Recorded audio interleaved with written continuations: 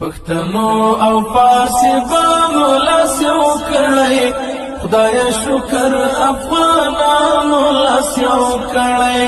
ټول د شیخ صاحب لای و پروان زار دی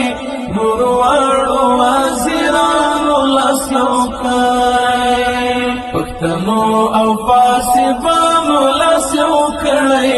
خدای